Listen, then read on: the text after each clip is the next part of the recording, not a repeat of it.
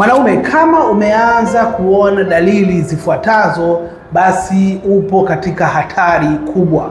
Kama ni mwanaume ambaye umeanza kuona kwamba unapata maumivu wakati wa kukojoa, au mkojo wako unakuwa umechanganyikana na damu, au unashindwa kukojoa kabisa, au unakuwa unapata maumivu sana ya mgongo na kiuno mara kwa mara, lakini pia inawezekana wakati unakojoa mkojo wa kawaida unaona kuna mbegu ambazo ni zile mbegu za kiume zinatoka katika njia yako ya mkojo wakati unakojoa mkojo wa kawaida, basi hapo ujue kabisa kwamba una tatizo kubwa sana katika tezi dume yako, na usikae na ukapuuzia hizo dalili, kwa sababu zinaweza zikawa ni dalili mbaya. Changamoto ambayo ipo ni kwamba dalili za tezi dume kuvimba au saratani ya tezi dume mara nyingi zimefanana. Sasa unaweza ukachukulia kwamba kwa sababu una tatizo la tezi dume ukajua kwamba hii ni kawaida.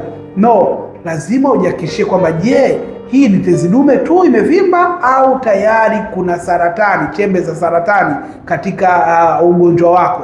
Kwamba inawezekana ugonjwa wako mwanzo alisema ni tezi dume imevimba, lakini kumbe kwa sababu yale matatizo hukuyatibu na yaenda kuzaa matatizo mengine, basi yamepelekea sasa umeshapata saratani ya tezi dume. Sasa ni vyema ukafanya vipimo ili ujue kwamba je, ni kuvimba tu kwa tezi dume au tayari una saratani ya tezi dume. Kwa hiyo ukianza kuona hizo dalili, ni vyema ukaenda ukafanya vipimo tena ili ujue tatizo lako kama likoje. So kama una changamoto zozote za tezi dume au swala la mkojo, unaweza ukachukua namba yangu hapo bio ukanipigia nikaweza kusaidia jinsi gani ya kutatua tatizo kabla halijawa kubwa zaidi.